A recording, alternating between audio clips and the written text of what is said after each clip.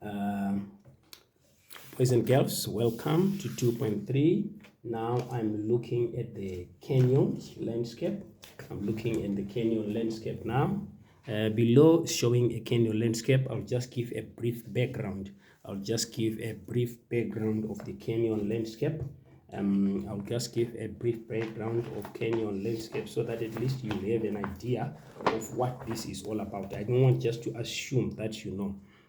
So remember, I once, when I introduced this, I was talking about the horizontal strata. Do you still remember? I talked about horizontal strata in my previous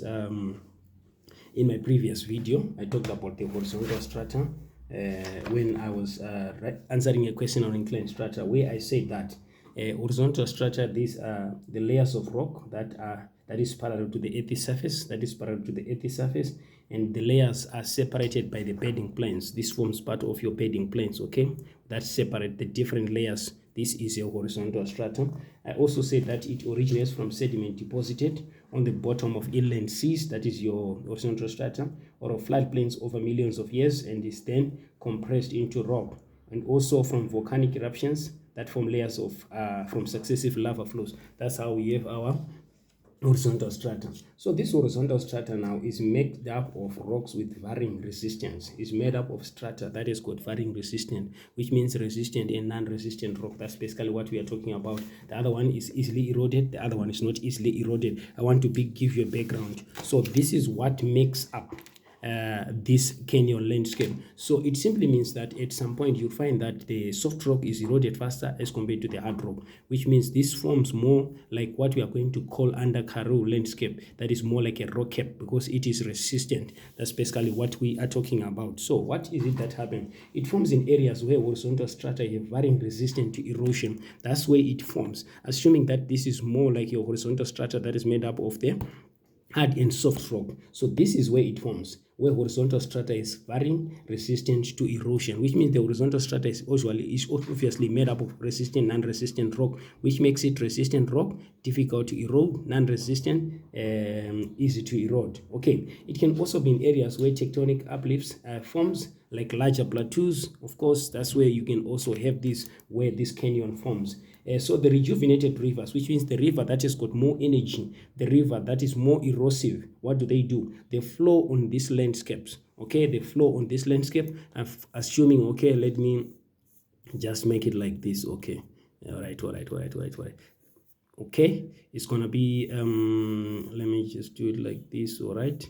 Do it like this, assuming that is more or less like your landscape, okay, in the first place. So what is happening is the rejuvenated rivers, they cut through this landscape, which is made up of rocks that is with varying resistant to erosion. So they cut through this landscape. This is how it starts. Okay, this is what we have now. So they cut through these landscapes, which means when they cut through this landscape, these rivers are more erosive. They've got their water is moving at a faster speed. Of course, it is higher velocity, is more erosive. So the river cut through this landscape, okay, made up of rocks that have got varying resistant. So rejuvenated rivers flow on these landscapes and create deep valleys. What it does, it creates deep valleys, or these gorges that you have, because it's cutting through. The river is more erosive. Okay, so what happens now is it is rugged landscape that is not suitable for agriculture. You can see that it's not suitable for agriculture, settlement, or the construction of infrastructure, but they can form a good tourist attraction. You can see with the way it is, you cannot farm, you cannot build settlements here. Okay, that's basically what it's all about. So it's a landscape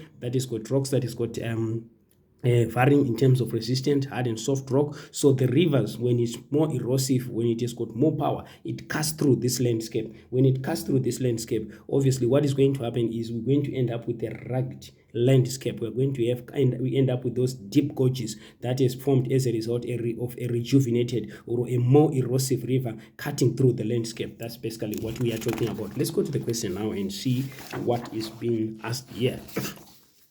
So the first question is give evidence from the sketch justify that this landscape developed from strata of unequal resistance to erosion. Okay, what evidence from the sketch justify the landscape developed from strata resistant to unequal strata, resistant to erosion. Okay, we are saying now what evidence give that. Okay, so let's go and see now what we have. You can see here what we have. We have got the steep slope, we have got the steep and less steep slopes, okay, are alternating. Steep and less steep slope are alternating, and also the slopes are terraced. You can see the way they are.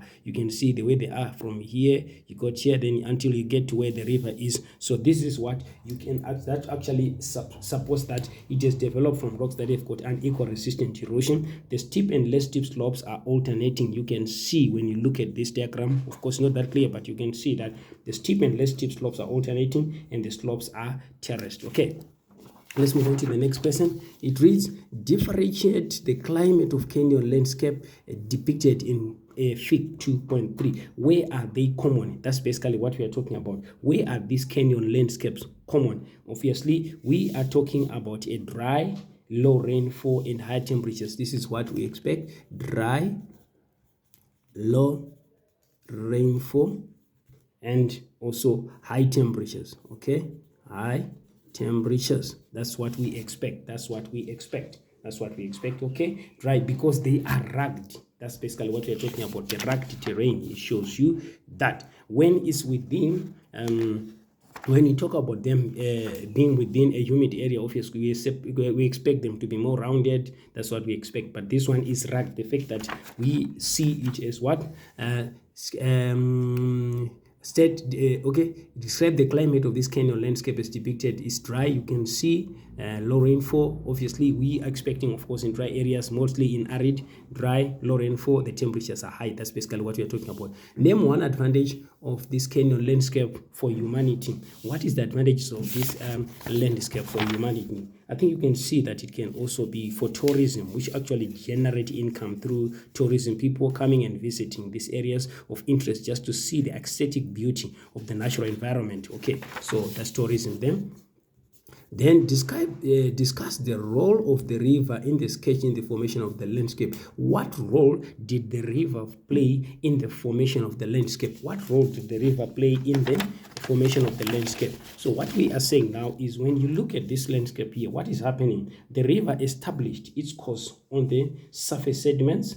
River eroded vertically through rocks and joints. So that's basically what happened. It actually established its course in the surface sediments, and it eroded vertically through cracks and joints. That's why we have got these deep valleys, the gorges that are formed. There was more vertical erosion that takes place. Okay, there. So the river is establishing its course on the surface sediments. What happens is it eroded vertically through cracks and joints, because remember, this is a rock that has got unequal resistance to erosion. So this is how it happened. Then number 5.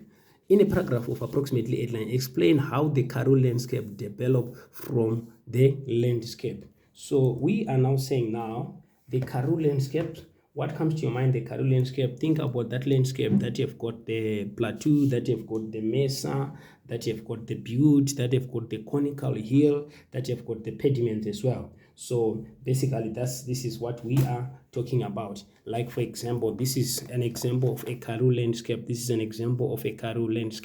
We have got this. Okay, this is an example of a Karoo landscape. So since we have said that the canyon, what has happened is a rejuvenated river that is more erosive, that is cut through the landscape. Okay, and there's more of vertical erosion, which results in the formation of the deep canyons or the deep gorges that we have witnessed in the previous diagram. But with time, you would find that there's continual erosion, of course, that result in these different landscapes. That is what we call the Karoo landscape. So this is a Karoo landscape that is made up, of course, you'll have your mesas, you have got your butte, you have got your conical hill, you've got your pediments as well. Let's move on. So this is an example of a Karoo landscape. So the same landscape that we have here,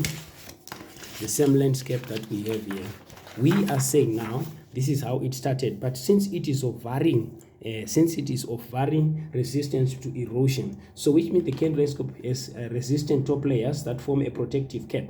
So that's the first thing. Remember, we are talking about the varying resistance. So the top part, of course, it has got hard rock that forms the rock cap. canyon landscape has resistant layers that form a protective curve with steep slope. This is what basically we are talking about. So which means what is at the top here is the rock cap that we're talking about, that it has got resistant top layers that form a protective cap with steep slope. This is more like a rock cap that we are talking about. This is more like our protective cap with steeper cliffs. You can see at the end. Of course, this is the top, which means there's a resistant rock that forms the rock cap from the canyon. Okay, this is them, and this is how it developed into a Karoo. Okay, the low layers below the cape are more easily eroded, so there is cap retreat that is taking place, which reduces the size of these landforms, which means we can have a plateau being reduced through cap retreat or slope retreat to a mesa, or a mesa being also eroded in terms of on each side to a butte, or a butte also being eroded in size to a conical hill. So what is happening there? We are saying that the layers below the cape are more easily eroded. So these landforms that we have on a Karoo system that develop from a canyon, they have got a rock cap that is more resistant. It takes time to erode the rock cap. These are the different rock caps. That's why even when you look at the Karoo landscape, you'll find that they have got the same height. They have got the same height. It is because of the prevalence of the rock cap. That's why they've got the same height on the same landscape. That is our Karoo landscape, which developed from a canyon landscape. So what else do we have? We are now saying now backwesting, which means now this is the landform, rock cap.